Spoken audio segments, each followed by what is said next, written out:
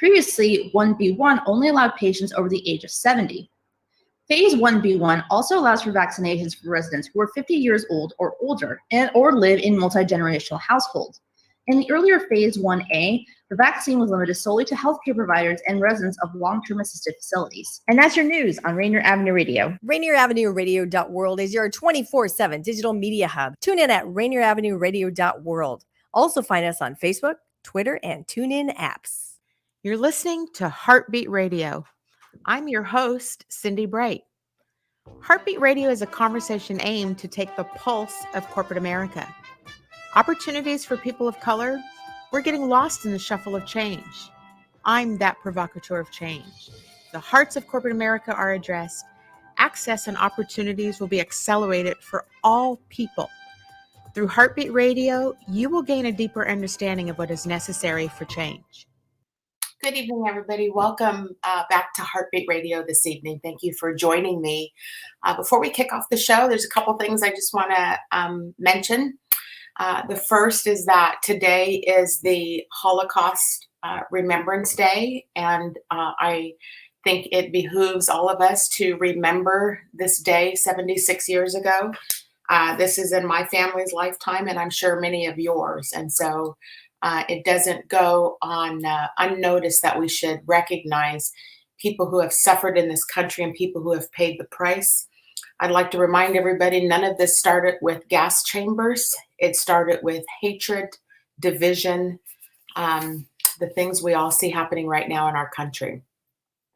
I also want to recognize a couple other things. One, it's Angela Davis's birthday today, so I thought that was a good day for me to be on air. I also want to remember Kobe Bryant and his daughter Gianna. Mamba mentality will stay with all of us. And so in honor of him and his wife, Vanessa, I'm just sending heartfelt condolences out. They're still on our heart.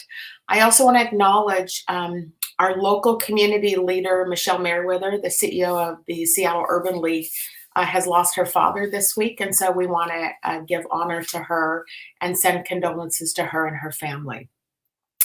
Last but not least, we had Representative Jesse Johnson scheduled onto the show. He apologizes at the last minute. He's been pulled into something. You know, they're in session right now and they're on the floor voting tonight. So I have to believe it's in our interest to have him on the floor voting. And so we're looking to reschedule this for next week. And so stay tuned. With that, let me welcome back my co-host onto the show with me tonight, Joy Stanford. Joy, hey, how you doing this evening, Joy? Oh, my quote for tonight is perfect. Angela Davis. I am no longer accepting the things I cannot change. I'm changing the things I cannot accept. We are kismet, Cindi. I love it. I love it. I saw that quote and I was like, oh, that is so us. So I'm so glad. We did not prep on this. That part we didn't, but I was like, oh, wait, it's Angela Davis's birthday. Let me look up her thing. And so we were on the same wavelength. So I always think we should center ourselves for this as we start. And thank you for having me yet again.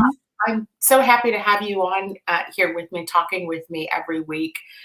There's so much happening, right? There's so much happening every week. And I am looking forward to, I've got to send, there's been some new elections down in the legislature. So we have new leaders in the Black Caucus. So I will reach back out to them tomorrow to get them scheduled back on. Yes, congratulations, Jamila Taylor. Woo! The chair of the Black Caucus, and Kristen Talley Harris, or Harris Talley, I always get it, KHT, Harris Talley, is the co-chair of it. So I'll be sending them a note tomorrow and make sure we get them rescheduled on, because I know the community is looking forward to hearing what progress has been made. And speaking of that, we're 1 week into this new administration, and there's been a ton of legislation or executive orders that have been signed, moving us forward in the right direction. Where do you want to start with all of that, Joy? I think well, first I want to start it. We're not waking up anymore thinking, what the hell happened now? or do I need Bailey's in my coffee this morning? Exactly. I love that part about it, that we're not waking up going, my husband, he's like, he always gets up and he goes, so what the hell happened today? we know, oh yeah, we no longer have to do the day drinking anymore to get through the day to see what's exactly. Exactly. Also, The biggest thing for me this week was him signing on to end the contracts for the private prisons. That was the biggest thing for me. yeah. On the executive order, that was the biggest thing. So mine was, there were two. One was the racial equity. and that one. Yes.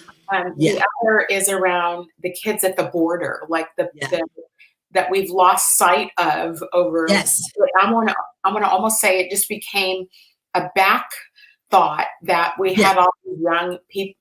Anyhow, I can't even fathom what that is like, where these kids are, where their families are, like who's attacking them and how are they going to deal with that. And then the effects of that on these kids for life. These babies for life. Because where are the babies?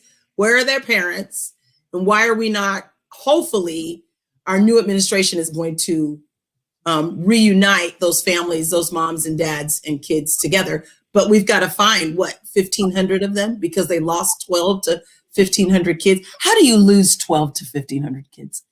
Well, how do you elect an incompetent idiot at the helm? I mean, it's all relative, right? How do you? Yeah. I mean, yeah. Here we are. Yeah. So all of those things, I was really happy to see them just taking action. I love the picture you have up right now, just taking action and just moving our country forward and erasing what was done. And the atrocities, to me, they're atrocities, just like the Holocaust, the atrocities that were done over the last 4 years. We are turning that around now and moving that forward in a more positive way.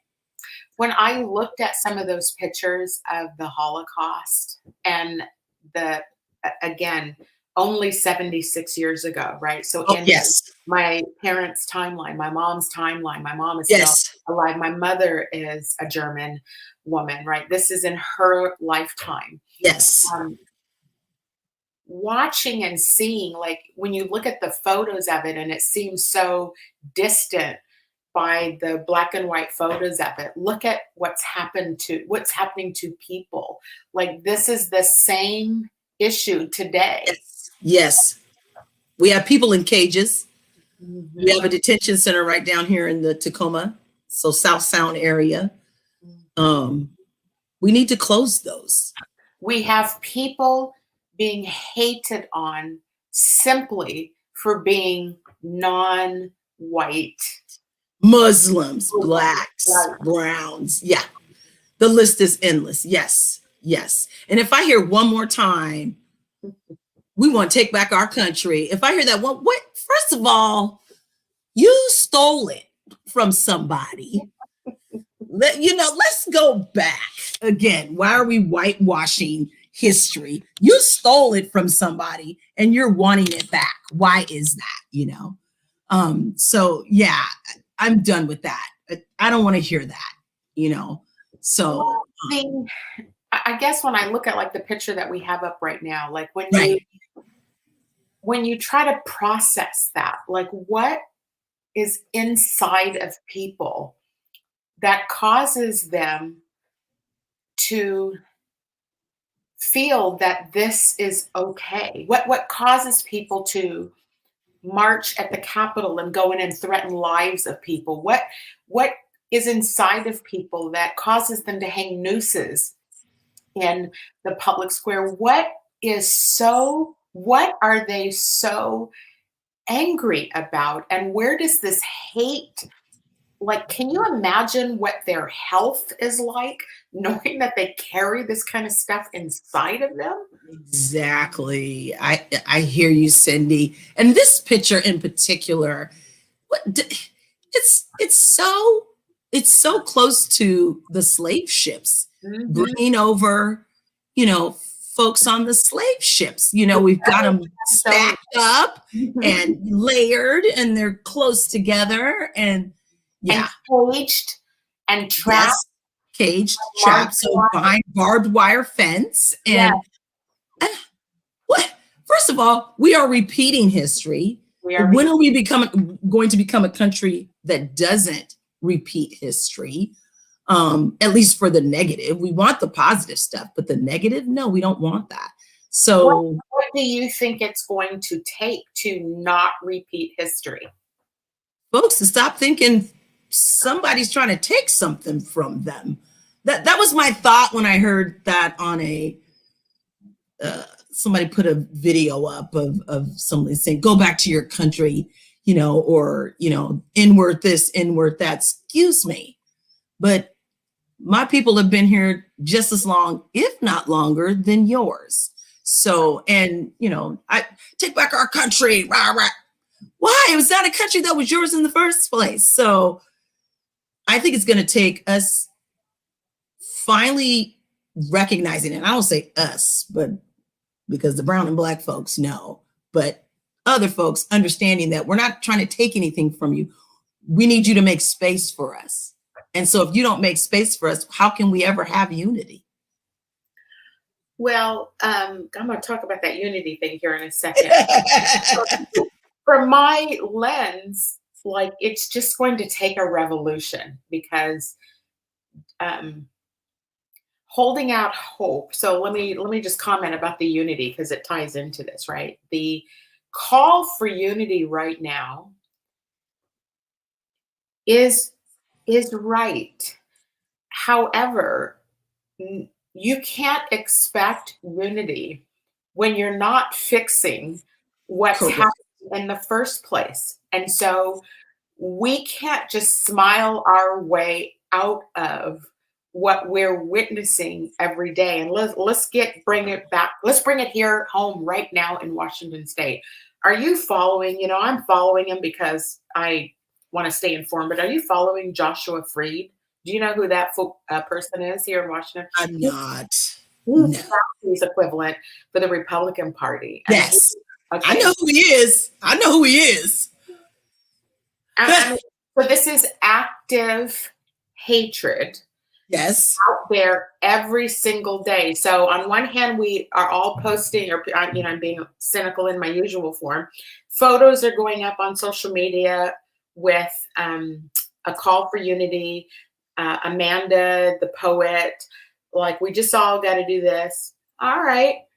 And Joshua Freed is tweeting at the same time this hatred stuff towards us. So how do we reconcile, and how do we navigate?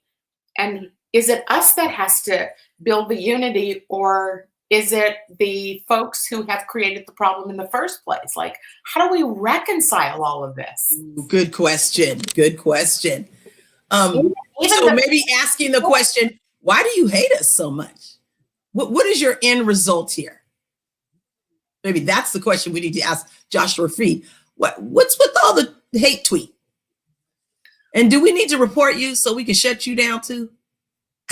And why does it take extremity? Why does things have to be so far off? Why does it take the Vice President of the United States' life being threatened before we say, oh, we should shut the Twitter down? That behavior of not listening to marginalized people, the behavior of shutting our voices out, of thinking we're this or we're that, or we're playing the race card, or we're just not working hard enough, or why does it take this kind of extreme to be heard? Because we know if it were Black folks making those threats, or we'd have been shut down immediately. Do you think Black folks want to get even? Say that again? Do you think Black folks want to get even?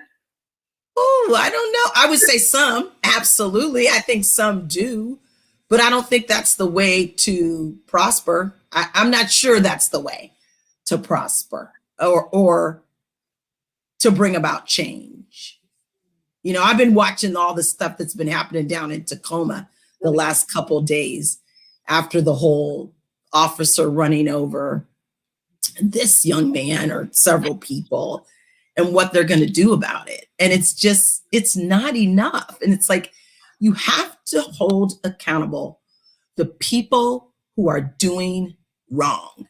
And if we don't, we're never going to fix this. And I think folks are real quick, and I'm gonna say white folks are real quick to fix it when it's black folks in the wrong. But when it's white folks in the wrong, prime example.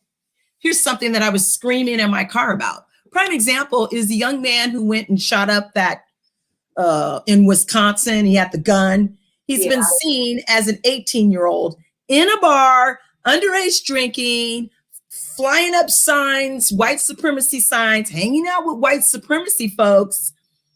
You broke all kind of laws and probation. And the judge comes back and says, well, we're just going to switch up his probation. Black man, you'd have put him back in jail. What's wrong with this picture? And that's where I'm incensed. Did you by any chance see the movie American Skin? No.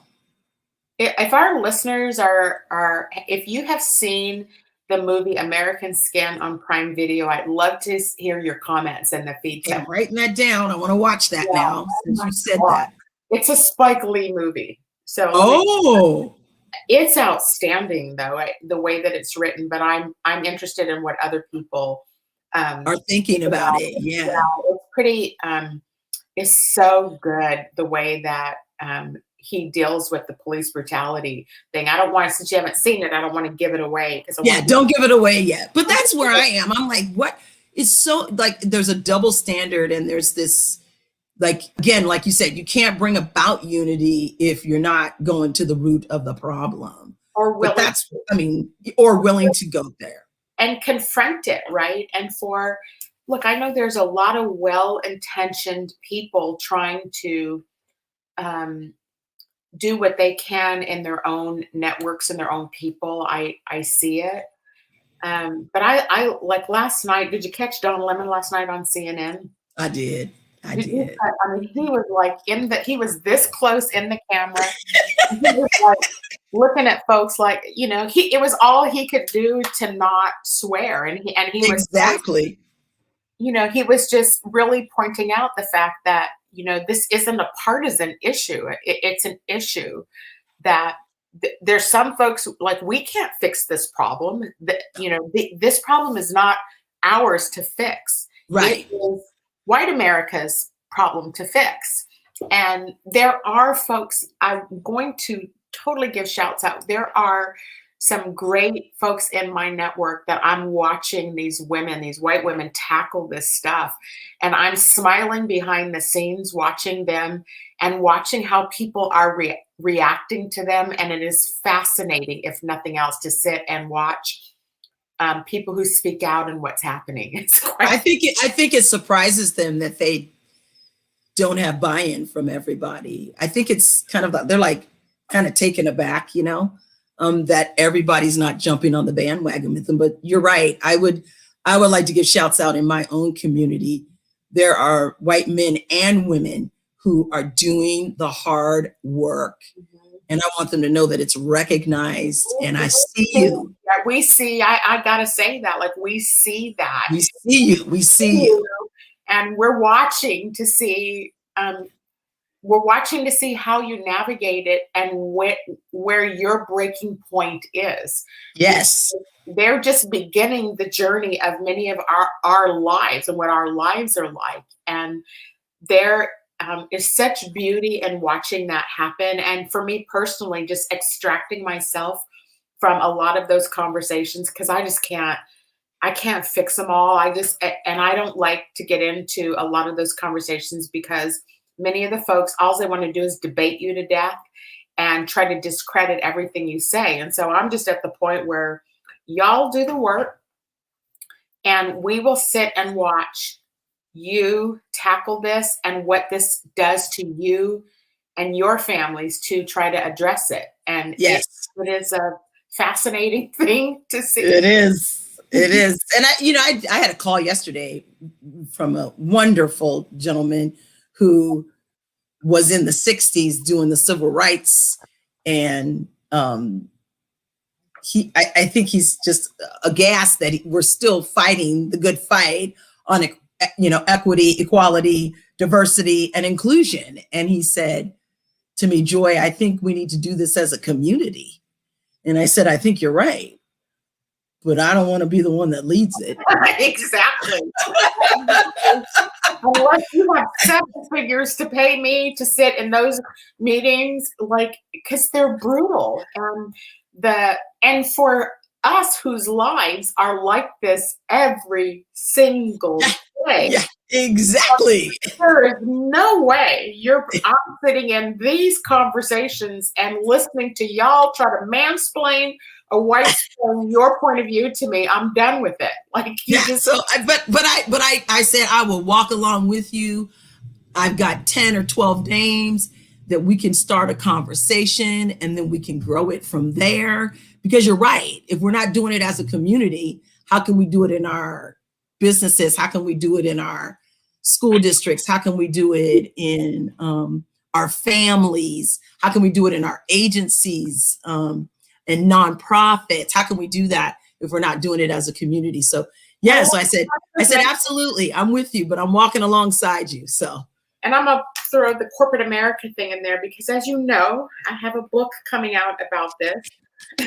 And there is so much work to be done in that space. And I'm so concerned that they continue to not understand or want to understand the realities of what this all means. And trying to keep it at the corporate jargon when I was in was the 30,000 foot level. We're keeping it at the 30,000 foot level so that we don't have to touch anything controversial. We don't have to deal with anything that's going to be uncomfortable. We want to commit to saying that we're going to do it. But the most that we're willing to go is we'll hire a few more of you folks and, Right. So, I continue to say, I'm not interested in your job. Right. So I'm not interested in your job. Not interested in your job. Let me bring up another issue because I get folks, I have, I won't say I've become, but I do get a lot of Black people coming to me for coaching help and just trying to understand how to navigate corporate America. And I'm going to tell you that the young people that I'm talking to, I had a conversation with a young Black man this couple of days ago who's trying to navigate a major corporation, and he is a highly educated young man. He is not the first Black man that has come to me to talk to me about what's happening to him. And let me just say, I will use the words Harvard. I'm talking academically brilliant, has invested a lot into him and what this organization has him doing. I even have a member of my family, as you know, who's a Stanford educated person. Woo! Their potential is not being seen or utilized. I was just going to say, is it being utilized? No. Okay. They're changing font sizes on PowerPoint presentations. They're doing administrative work. And so you have these highly educated folks coming out wanting experience and exposure and ability to be mentored and all the things that corporate America says it's going to do, but they're being squished and slipped aside to do, $30,000 a year jobs. It's so ridiculous. And, so you look at that and you go, okay, in my conversations, I'm like, okay, well, reconcile that for me. Reconcile that this is a hiring problem, but I can name names if I chose to of who you have in your system that you've underutilized. How do you not know that? And I'm an external person and I do. Yeah. How is that happening, right? Those are fundamentally the things that we've got to start to deal with, and so that whole system of even getting us to have earning power and yes, all that stuff, right? How is he navigating that? Wait a minute. Wait, I've got this degree. I went to this school. I'm paying back student loans, and you have me doing what? Speaking of that, what do you think about, did you catch what Joe Biden did with the student loans? How I try to help them is help them to understand how to leverage the experience and the type of things that they need to have going forward. And then they're going to have to exit, because if they're not being seen or heard or valued, people who invest in their education will not, I'm one of them, like, you will not marginalize me. You will not tell me that I'm less than the person who isn't educated. And I'm not saying that from a position of arrogance. I'm saying it from an investment into ourselves. Correct. So Correct. Come in and we've got our younger kids positioned for success, and you're taking away that position for success. We have a problem.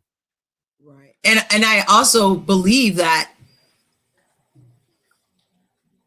don't hang around as long as I did. You and I have had that conversation. I knew I hung around way too long at companies when I shouldn't have. And know look at your son. Hi, Aaron. Know your worth. And I think it was my husband who first said that to me. You need to know what you're worth, and stand in that. And he said that to me, and it's stuck with me. He's like, the white guy knows what he's worth, and he's a white guy. So I'm like, oh, so don't take less than, don't do less than. But I think I allowed that to happen. And, you and I have had this conversation before where I told you, I was like, I look back now and I'm like, oh my word, I let that happen to me. Well, there's a price to pay when you know your worth. But I'm a massive advocate that, I am a woman of faith, and I believe what's meant to come to me is going to come to me, and what's not can go. And so when I stand in my truth about who I am and what I know my value is, I don't need their scraps in order to fulfill me. I trust someone bigger than me to manage that and to take care of me. And so far, that strategy has been working. Now, I have breathed out of a brown paper bag a few times, wondering how some things were going to happen. But you know what? They do. And I think that's important for our community.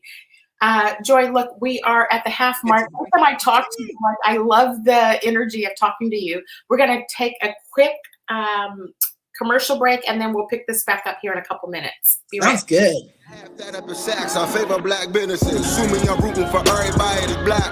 Yeah. Yeah. Assuming I'm rooting for everybody that's black. Yo. Rainier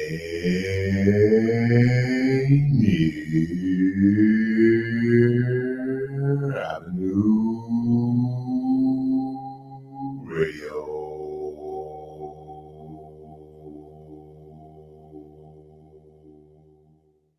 Celebrate Black History Month with Rainier Avenue Radio World. You'll hear interviews, panel discussion, issues that impact your life on a daily basis. Celebrate Black History Month with Rainier Avenue Radio. Did I mention? Every Wednesday night, live musical performances from the historic Columbia City Theater. Rainier Avenue Radio celebrates Black History Month all month long. Interviews, icons, celebrating the history of Black Seattle. Community leaders, community activists. In 1852, Seattle's first Black resident arrived. National viewpoints. In 1943, Harborview Hospital hired its first hosted by Rick Dupree, Tina Marie, and me, Tony B. In 1961, Dr. Martin Luther King Jr. made his first and only Seattle appearance. Did I mention every Wednesday in February, every Wednesday night, in celebration of Black History, live musical performances from the historic Columbia City Theater. I'll say it again. Every Wednesday, live musical performances from the historic Columbia City Theater in celebration of Black History Month. People you know, and some you may not. It's a celebration of Black History Month on Rainier Avenue Radio World. Sergio LaCour's Love Lines is on Rainier Avenue Radio World. Thursday nights at midnight Eastern, 9 p.m. Pacific. Music and dedications for the grown and sexy. This is the news on Rainier Avenue Radio. Parler, a social media website and app popular with the American far right, has partially returned online with the help of a Russian-owned technology company. Per Reuters, Parler vanished from the internet when dropped by Amazon Inc.'s hosting arm and other partners for poor moderation after its users called for violence and posted videos glorifying the January 6th attack on the U.S. Capitol. Parler's website was reachable again, though only with a message from its chief executive saying he was working to restore functionality. The internet protocol address it used is owned by DDoS Guard, which is controlled by 2 Russian men and provides services including protection from distributed denial of service attacks, infrastructure expert Ronald Gulmete told Reuters. If the website is fully restored, Parler users would be able to see and post comments. Most users prefer the app, however, which remains banned from the official Apple Inc. and Google stores. And that's your news on Rainier Avenue Radio. This is Rainier Avenue Radio.world. That up in Saks, I favor black businesses. Assuming I'm rooting for everybody that's black. Yeah. Yeah. Assuming I'm rooting for everybody that's black. Yo. Welcome back to Heartbeat Radio. Thank you for joining us tonight. I'm your host, Cindi Bright. Co-host Joy Stanford is with me again tonight. We were just having somewhat of a girlfriend conversation about the stuff that's going on in the world. We started the show by talking about some of the executive orders that have been passed, and particularly those that have been focused on helping brown and black people. Joy, did you catch the one guaranteeing unemployment insurance for workers who refuse to work during COVID? Yes, I saw that on the list. I didn't know that was one of the executive orders signed, but all I've seen locally is Seattle passing the $400 or $500 or pay increase for the COVID grocery workers, which to my understanding only covers Seattle grocery stores. I don't live in Seattle, and my grocery clerks are there every time I go. So I state.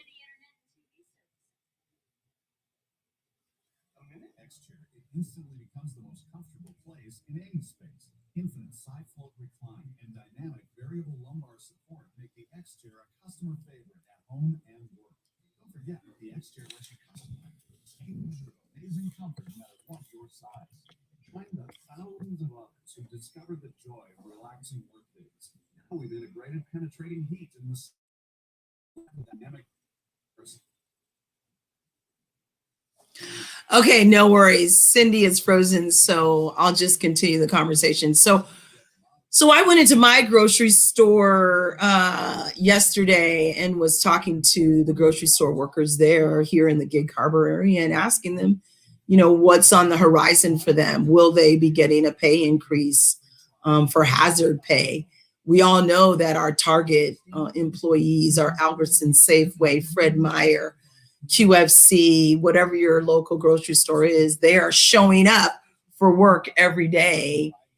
Initially, they got hazard pay, and then all of a sudden it stopped. So therein lies the question, why are we not doing this as a state and not just as regions? So, and Cindy's back. I got bounced out. What happened? I don't know. So I was just talking about, the fact that in my area, when I spoke to my grocery store workers, they were like, we haven't heard anything. The only reason our folks are coming in from our union is because we've got new employees and they want to make sure that they sign up to be in the union, but they're not talking about. So I'm like, okay, then we need to go back and find out. Seattle has passed it. What's the rest of the state going to do? Because these are folks that, to me, are frontline workers just as much as our first responders and our doctors and nurses and EVS workers. I mean, a lot of people don't understand. There are EVS workers that have been working since day one of this pandemic. Are they going to be covered? I thought whoever thought of the notion to allow people to opt out of going back to work because they don't feel safe, that has been so tragic for brown and black families that they are forced into, and we're the, brown and black, I say we, I'm fortunate to work from a home office, but those who are out in the service industries are are being forced to have to choose between paying bills and going in and sacrificing their lives. And so that is a racial equity issue that folks have never seemed to recognize, and now we do. So I think it's an awesome that they're passing that so that people, I understand the effect that that's going to have on businesses, because look, it's on our backs that are keeping these businesses afloat. And so now you're going to have to start to think different about, who's going to be doing all the manual labor when we can't be sacrificed, right? Exactly. Because we know that who are in those jobs on those front lines are brown and black folks. Yeah. Hello. Yeah. They're our neighbors, they're our cousins, they're our family members. They're on the front lines, and those are the folks that we need to be protecting. I've said that since day one. We need to be protecting those folks as much as we are protecting our frontline work, our emergency workers and first responders. So yeah. Some of it, glad to see. Me too. I was really thrilled about that. I know that's going to impact like the restaurant industry a lot. Yes. One time, this is many years, well, this was during the Number 45 era, but I remember, me and my love for wine, and I remember sitting next to a winemaker here in the Seattle area, and he said to me, let's just be real. The people who are out picking the grapes are the immigrants. The people who are out crushing them are the immigrants. Like, these are the brown people. And so if we don't take care of those people, he's like my business goes under. That's right. A ton of those kind of businesses that you see who the actual labor is. And so, they will label the brown and black people as lazy, or I heard a business owner in the Bellevue area make a comment about, they just would rather collect unemployment than come in. And I was like, no. But that's how they think about us, right? They don't understand our lives, bills, family, children, schools, like all the things that we don't have. Brown and black families aren't necessarily the wealthy people that can pay for the pods to have everybody come together. Like, they have no idea what our lives are like. So to judge people's decision to stay home instead of jeopardizing their health and the lives of their family, it's a new time. It's a new world. And so we have got to start reimagining what is this all going to look like coming out of this crisis. And I had a teacher say to me, I can't afford to go back to school because if I'm exposed, because the teachers might get the vaccine, but the kids aren't getting the vaccine, and I'm exposed, I go home to my 80-year-old mother who lives with me. And she's like, not the only one. Come on, people, think bigger than outside of your little box. You have generations of families living together right now due to the pandemic, because rent wasn't affordable, because they had to come together for health reasons, whatever. But you have them in this home environment, this bubble, that if you're at home and you're working from home, everybody stays safe. But now you're asking that teacher to go back in to a room full of kids who may or may not be infected, or a school that may or may not be infected. Come on, let's think bigger. Let's think bigger and better. For folks who want to, I always think there's this hybrid way. I think there's a way we can do it that's beneficial for students, that's beneficial for teachers, that's beneficial for families, in a hybrid kind of mode. And so I just don't think we're thinking outside of the box sometimes. Don't you believe that, or do you believe, and instead of me trying to put words in your mouth, every system, so school, work, all of it cannot go back to the way it was. And education, corporate, you name it, hospitality industry, travel, all of it. Exactly. Cruising. You know that the older people like to take their cruises. How can we make this safe for them? If my mom were still alive, she'd be dying. What do you mean I can't take my Norwegian cruise, my annual Norwegian cruise? That's what she saved her money for, her annual Norwegian cruise. And I'm like, if she was alive today, Mom, you can't go. They're not cruising. They're not cruising. Every industry is grossly impacted by this. And I'm scared personally for, the of color communities, come this summer and fall, because that's when they're saying it's going to take for all of us to get vaccinated. I hope my friend sanity can stay together for that many more months. But the natural inclination is going to be to try to force the lower level people back into the office, and the lower level people back into the service industry, into the hospitals, and to the schools. And those will all equate to the brown and black people. I cannot wait to have our Black Caucus members. And let's throw poverty in there. So those are the folks who are not making the money. So if we throw socioeconomics in there as well, that's also going to happen. I find it so funny. I worked for a very large company. I will not name their name. They're in the Seattle area. And I asked to work 2 days a week from home. 2 days. Because the commute was 20 minutes longer every year. 20 minutes longer. To the point where it got to 3 hours to work and 3 hours home. And I was told there was no precedent.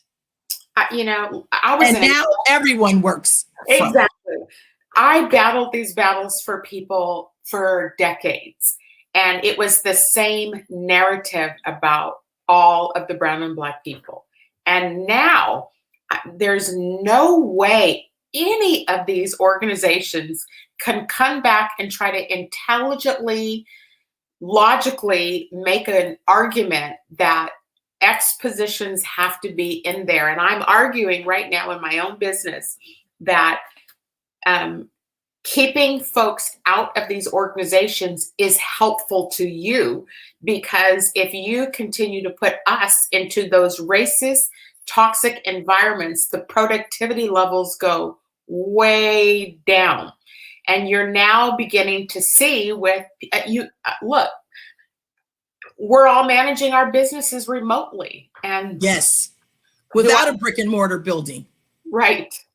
I do miss human contact and being able to go meet and shake hands. I hear you, but I support people who don't want to have to ever set foot inside of these places ever again. And we have teachers saying, yes, I feel good teaching from home. I don't have to deal with the microaggressions. Mm-hmm. This is good for some of my kids. Not all teachers and not all kids, but this is good for some of my kids. This is good for me. I'm not having to deal with that. I'm much more productive and creative here in my own environment. And, until I worked from home for a company out of Illinois, I never knew how productive I was like, oh my gosh, I'm getting so much done, and then I drive to my part of Thurston County and do what I had to do and come back to my house and get it all in the system. And this is awesome. And it's going to be tough to not do that. I think the hardest is the education system. Absolutely. I can't fathom what parents are having to go through. So the question is, who's doing it and actually reaching their measurable goals, and who's doing it and doing it in a way that you're like, this is working. Could you please share with us out here in the Pacific Northwest who's doing it? Because we have school districts that are struggling, and parents and community and teachers and administrations are at each other, and now is not the time for that. We need to put something out there, try it, process, improve. I'm always going to be a big believer of that. Did you see the entire state of California opened back up? Wait, what? When did that? California opened back up. I started getting all these emails because, I have all these wine clubs I belong to, and everybody's like, our deck is open and we're back this, and Governor Newsom said this. And I'm like, so they're back. And so it's going to be. Their numbers are still high, though. Their numbers are still high. So it's going to be. Well, after this show, I'm going to have to call my sister. Yes, you're San Mateo. Yeah. Right? I'm like, are you guys open? Like, what's happening? can you sit down in a restaurant and eat? Because we can't here in Washington. And what? Yeah. And well, we can, but you're outside in a tent closed up with no super spreader.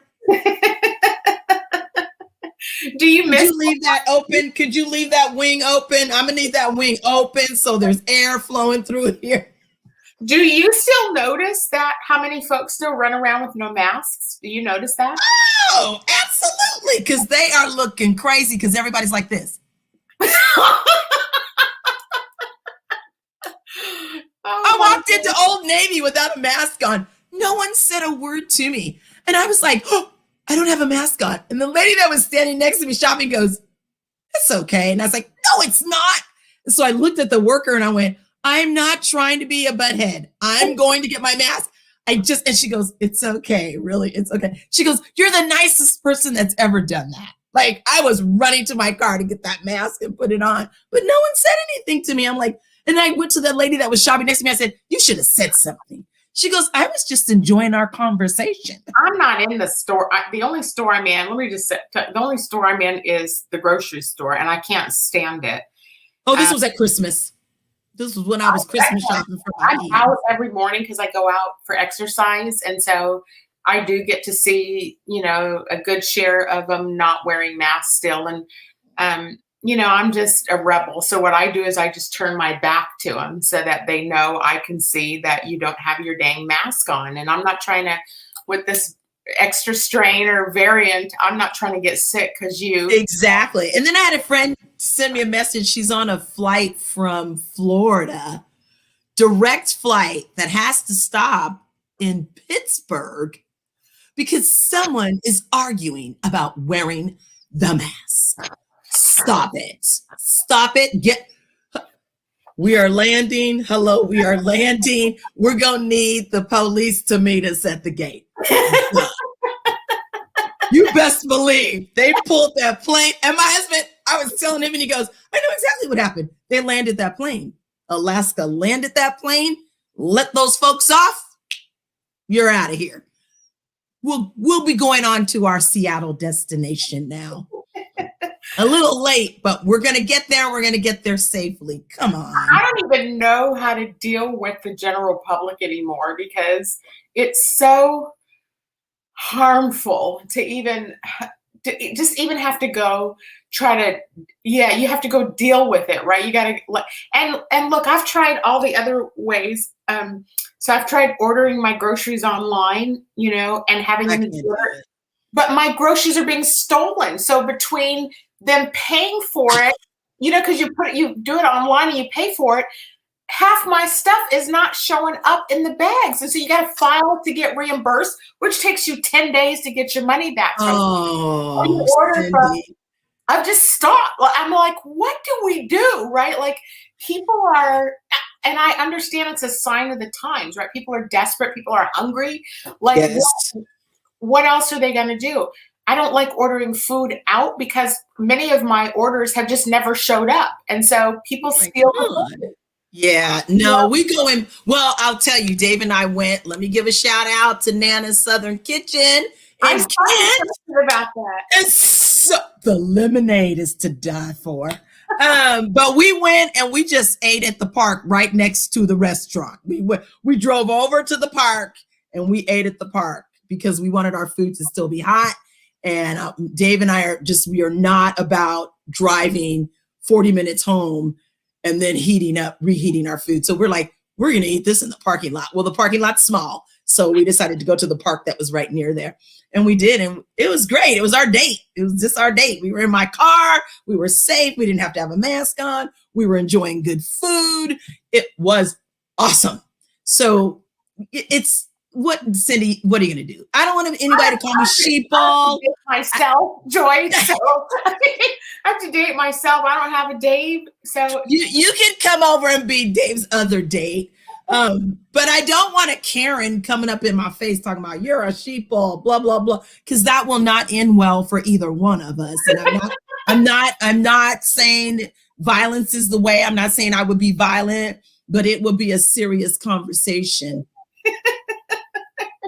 That's what I love having you on because it's my highlight and my laughter of the week. I know. It is. There's a lot to be said to. It's so exhausting to tell somebody, put your mask on. Just put the doggone mask. It's too much. It's too much. Yeah. So I just do my bit and I take care of myself, and hopefully people will follow the rules. That's how I think about that. So, well, I am hopeful, going back to some of the executive orders that were passed, I am hopeful, stimulus money. I don't even know because I'm not eligible for it, but I don't even know if all of that has come out in people's bank accounts yet. Are they still debating? We got cards last time. So we got to, that's all got to come so that people can eat, because right. It's hard to be mad at folks for stealing from you when you understand the position that they're in. And if I were in a position too and needed to eat, I mean, you have to start thinking of ways to feed yourself. And that's right. What do you do? Like, what do you do? And we don't want to forget our folks who are unhoused. I saw a friend last night was making grilled cheese sandwiches and taking them out to the homeless. And I thought, well, I need to step my game up and make sure, I'm doing my bit too, because I'm all about that. Making sure. I saw, his name is Rich Sims. If Rich is listening, it's called Reach Ministry. He has been the most, from what I can see, the most active man of faith out in the streets feeding people, and just out there with loads and loads of groceries and all kinds of stuff to make sure. And I saw he posted some photos a couple of days ago, and it tore my heart up because he took pictures of, the weather has been horrid here. It's 32 degrees at night. There are people sleeping in their car.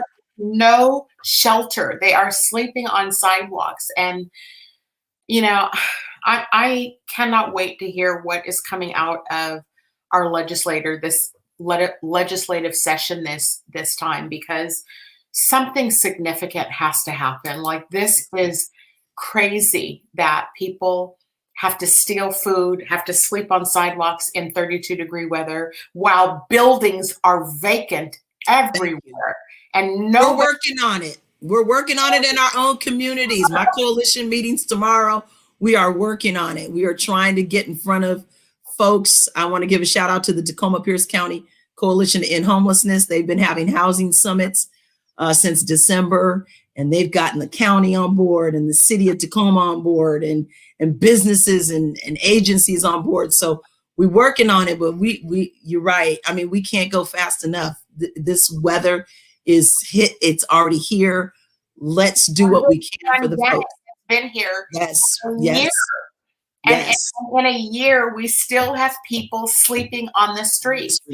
And I can't wait. I've been following or watching who's filing to run for the mayor of Seattle. So I'm paying attention to that, because somebody's got to deal with this mess. Like, this is nuts to me. Like, and I feel like I sound like I'm making a mockery. I'm not. I'm so beyond how we are electing these people into office, and we cannot get solutions to basic crisis problems.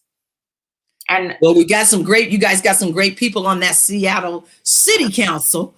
But we need a mayor who's going to take charge and have some, what do they call us when we were running for office? Some courageous will to get some stuff done, some political will to get some stuff done. So that's one of the nice names we were called.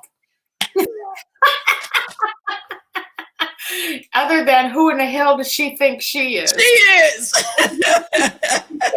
It's not her time. She's not qualified for that. Middle finger to all of you, right? Like, we have to solve these problems. It's crazy that we're not doing that. Well, some of my Emerge sisters are doing big things, and I want to give a shout out to them, because that is awesome. That is, some of them have stepped up for Tacoma City Council and other city councils around the region. And so shout out to those Emerge sisters who are doing it and bringing life and bringing solutions to their communities. I can't wait. I will totally send the note out tomorrow. They said, the Black Caucus said they would come on next week. I just need to confirm all of that. But okay, good. To hear from them so we can know what they're tackling down there in Olympia. And I'm just so proud for them that, you know, we have a voice. We have voices at the table. Voices, yes. Voices at the table who can help create progress, systems and policy for progress for us. And I can't wait to see how I do believe Washington State is going to be in front of the rest of the country when it comes to progress. So how that's going to feed into what's happening back in DC right now, I think is going to be fascinating. So absolutely. Yes. Well, Joy, do you have any final things? I want to make sure before we close, I just want to make sure, again, I have to honor Vice President Kamala Harris and the impact that she is going to have on young girls everywhere. And the just to be able to see. Oh, I love that picture. Wow, those are our future leaders. Yes. For girls to see what is possible is so beautiful. And so I'm so happy and so proud to follow her leadership and help support her how we can. To our listeners, thank you, Joy, for joining me again tonight. Wonderful. Thank you. Thank you. Listeners who joined us tonight, thank you for joining us tonight. Again, Representative Johnson did send his apologies for the last minute cancellation, but we do expect to have members of the Black Caucus on hopefully next week. But I will be posting that. Blessings to all of you. Everybody have a good week. We look forward to seeing you next Wednesday. That up in Saks, I favor black businesses. Assuming I'm rooting for everybody that's black. Yeah. Yeah. Assuming I'm rooting for everybody that's black. Yo.